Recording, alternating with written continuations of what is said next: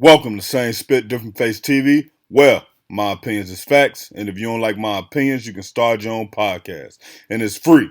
So don't forget to spit on the like button, the subscribe button, and the notification. Now, Spit Squad, we heard that Top5 got jumped in UK. We heard he was stabbed, but we didn't know the severity of it. They say a guy with a mask on crept up behind him, and he literally crept up behind him, man. They tried to give him that Joker smile. They cut him from ear to ear, and I don't know how bro survived this. He needed staples to close his neck, man. He's so fortunate to be alive. Hopefully, he learned from this. Hopefully, he stopped the trolling. Hopefully, anything that he did or didn't do in the streets, whether it's real or it's an act, he leave that behind him and he try to move forward with his music career, man. Life is so precious, and a lot of these young guys don't understand that. I mean, when you look at his neck, he literally should be dead. And the fact that he survived means something, but he have to find the meaning in the suffering that he went through. But they tried to give him an ear-to-ear cut, and people basically say that it has nothing to do with what happened in the UK, and it has something to do with some other beef that he going on. Now, if y'all don't know, this guy's DJ Academics artist, and he's people call him Drake Shooter, but that's alleged. Now, Spit Squad, Trap Boy Freddy has been subpoenaed to testify in Mo 3 murder case, also which will be Yellow Beezy murder for hire case. Now, they basically trying to say that Yellow Beezy is the one who put the money on Mo 3 head. Why is this a problem? Because the feds feel like without him putting the money up, Mo 3 would still be alive. Now, Mo 3 was beefing with a lot of people going back and forth, so that's a probably. But at the least, the feds feel like he might have expedited Mo 3 death. Now, Trap Boy Freddy, when Mo 3 died, he was online. He was driving down the same highway. He was taunting and all of that stuff. And now he done put himself in between something he didn't have to be in. But one thing I hope is that all of these niggas stay gangster. Now, they done went, whatever happened. I don't know anything about that. But at the point when you trolling the dead, at the point when you talking about niggas, now you got to stand up and stand on what you said. So Trap Boy Freddy, he rapped like he a real nigga. He might be a real nigga. I don't know. So I'm not disputing that. But now you got to get on that stand and lie if you know anything, because you a real nigga. Now, Spit Squad, Kodak Black baby mama thanked NBA Youngboy for what I can only guess is giving her money. Now, if you remember a couple of days ago, she took Kodak Black back to court because she basically said he was a day late on his child support payment. Now, this situation is crazy, not because of the child support, but because Kodak Black and NBA Youngboy have been having issues. And in the words of DMX, it was probably over a hoe. It's always, I don't want to say always, but I'll say 90% of the time, 95% of the time when male rappers are beefing is because of a woman. And what's going to happen is she going to be in between this. She going to create animosity between them. They not emotionally intelligent enough to see she trying to play both sides. She'll destroy both of them. One of them will get killed. One of them will go to jail. One of them will get killed. Whatever may happen to the other one. And then she'll just go on with her life and go find another guy to support her lifestyle, find another guy to treat her how she want to be treated. What you guys have to understand is stop being used as bait by these females to beef with guys they don't like. Now, Spit Squad, Van Lathan confirmed that Rock Nation were putting out negative stories about Colin Kaepernick while he was actively trying to continue to be in the NFL. And they say it all the time, it be your own people. Now, we have to remember that Colin Kaepernick was running around trying to do workouts in different places. He was trying to get owners to give him an opportunity to get back on the team. And Jay-Z basically said, yo, we have to move past kneeling. And so Van Lathan say he can't confirm that it was Jay-Z, but he said he do know that it was Rock Nation for sure who was saying things like Colin Kaepernick don't want to play football.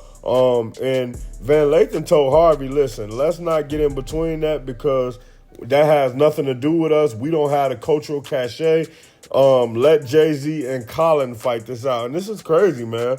I've been saying for a while that Jay-Z has been doing things that aren't favorable to the people. And it's funny that finally people are actually starting to figure this out, man. It's crazy. He would do that. For more hip-hop and celebrity updates, hit the subscribe button. Now, Spit Squad, everybody been telling Karl Malone happy birthday, but for some people, it's not happy for him to be celebrated. when you look at Wemby understands and knows some of the things that Karl Malone has been accused of. He has been accused of allegedly getting a 13-year-old pregnant while in college. Now, did he know she was 13 at the time? We don't know about that. But it was said that that guy ended up making it to the NFL, and Karl Malone has since acknowledged that guy as his son, and Karl Malone has since been in that guy's life. So that would confirm that's his son. Now, when LeBron James told him happy birthday, a lot of people was up in arms, and Wemby is the only NBA player to actually say something about it. Now, he didn't directly say anything to LeBron James, but he reposted a happy birthday and had a meme on top of it that basically said, get this guy out of here, or we not with that, something to that extent. But we got to see if LeBron James deletes his tweet wishing Karl Malone a happy birthday, or if LeBron James just ignores this like he can't ignore it. Spit Squad, Malcolm Jamal Warner, known from the Cosby Show, Theo, he is dead at 54. Now, what happened? He was in the ocean swimming, and it appears that a current took him out, and he drowned as a result of the current taking him out and not being able to fight the current. Hey, man, water is very powerful. Water can be one of your greatest friends. It can help you cook food. Obviously, it can replenish you, but also, in the case of Malcolm Jamal Warner, it can drown you. This is so unfortunate, man. He's a cultural icon, and he always used to talk about taking roles that would be against the black stereotype. So he could have played gangsters. He could have played drug dealers. He could have played abusive husbands, but he stayed away from it because he felt that he wanted to portray something that showed a black man in something in a good light, something more than a common thief or a thug. So salute to him for that. Salute to him for staying on top of his word and sticking to his guns and carrying on the legacy that Bill Cosby started with the wholesome comedy and the wholesome look and just all that type of stuff. Rest in peace. Now, Spit Squad, Travis Hunter's wife has been seen crying online. Why? Because she posted it herself. And honestly, it looks like she's looking at someone arguing, and the video in the back, or the audio in the back, my bad, it says when people going through suffering and stuff like that. And this comes on the news that basically the woman settled her lawsuit with Shannon Sharpe. So maybe Travis Hunter's wife is looking for a way out. And whenever they start recording and putting themselves online crying, they positioning themselves to be the victim. I believe she's positioning herself to look like she's a victim, to look like he's abusive. Maybe he's yelling at her. Then start posting those cryptic tweets and those cryptic stories of, yo, I'm just so sad, and this is supposed to be the happiest moment of my life, and you give a man all the love that you have, and this is what it turns into. Money doesn't buy everything. When they start saying stuff like that online, they trying to position themselves to ruin your life. And what Travis Hunter has to do, or anybody who is on his team, they have to identify this. And sometimes, man, you just take that life lesson, walk away and be a better person and try to be stronger later and be able to pass this information on. But I personally believe that if she's online crying and she's in a towel and it looks like, that's too vulnerable of a situation. Get away from her while you can. Now, Spit Squad, Shannon Sharpe, OF ex-girlfriend, retired after settling her lawsuit. And I feel like Shannon Sharpe really dropped the ball on this case. I mean, from the first statement that he made, from the PR move that he made, obviously he had to step away from ESPN, and he said it was because of his own doing, because he wanted to try to make sure that publicity didn't get to them. But we all would have to believe that maybe they made him step away. But I just feel like he took all of this wrong, and he didn't go at it right the first way. And like, even once you get out of this, man, you're supposed to have us sign an NDA. Don't make no career announcements. Don't say that. Don't do nothing. Like, the girl could have just walked away from OF without mentioning it, but she wanted to do it to make it say, hey, I got a substantial amount of money, and it still makes Shannon Sharpe look guilty. Like, Shannon Sharpe team haven't released a statement, but the lawyer was able to release a statement. Shannon Sharpe team should have released their own statement saying, hey, I want to first point out that I said from the beginning this relationship was consensual. She said it and we settled. Although we went through some issues like all couples do, it was never violent and I never did anything wrong to her. I just feel like with all the money that's on the line, Shannon Sharpe should have took a stronger stance, and he basically thinking that it's going to sweep under the rug, but she don't benefit from it sweeping under the rug.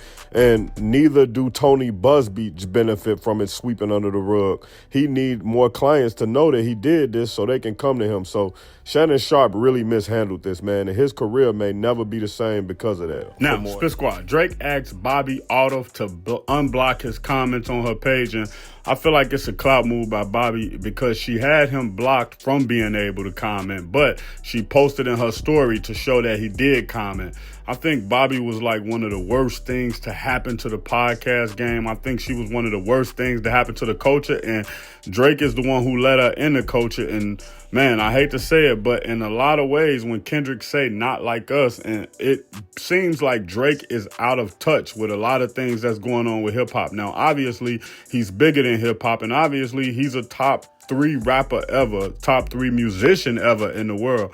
But a lot of things he do kind of take from the culture, and I feel like letting Bobby in was one of them. She came over to the hip hop platform, disrespected a lot of people, and then went back over to her side where she can live. And we know what her side means and what it is. Like, they can come over to the culture and cosplay and act like they know what's going on, look awkward, beat a little white girl who on the scene, and then go back to their scene, get millions, and never do anything to lift anybody else from the culture. Get her out of here. Now, Spit Squad, Jeff Teague was on his podcast and he started wilding. He said one time when he was down in Miami, LeBron James, they found out that they was going to be testing for HGH. HGH, yes, it's a steroid. And he said LeBron James ended up sitting out with like a back injury for like 3 weeks. And then when he came back, he was super small. Now, we all remember this time because I remember looking at him in that picture online and thinking that that picture was fake. But obviously, now we knew then that picture wasn't fake. But how did he lose all of that weight? Now, this is Jeff Teague's story. This is Jeff Teague allegation, not mine. And what he actually ended up doing was Jeff Teague tried to backtrack the story, but he said literally when he was talking about it initially, he was definitely serious and he definitely meant it, but he had to backtrack it. I believe that he got that call from Rich Paul, and Rich Paul told him, listen, man, you got to go out there and make this right. Do you have any proof of this? You can't be making these type of allegations against people, especially a black man like LeBron. I guarantee he said all that stuff, and Jeff Teague didn't want that defamation lawsuit, so he backtracked. But what else you expect from him? For more hip-hop and celebrity updates, hit the subscribe button. If you're new to the channel and want more celebrity and hip-hop content, hit the subscribe button. And if you hit the subscribe button, you're a part of the Spit Squad. So hit the like button and drop the flex emoji in the comments. Check out my original Chicago hood movie in the end screen, No Time to Play Fair. If you into sneakers, you a sneakerhead, you love seeing the new Jordans, Pumas, whatever it may be, subscribe to Kicking It with Fairplay 2333. If you trying to follow me on my basketball journey, my weightlifting and fitness journey, and also be inspired to get back on your fitness journey, subscribe to Fairplay, Flex, and Fadeaway. Also, any of these pages I just named, you can also find them on TikTok or Instagram.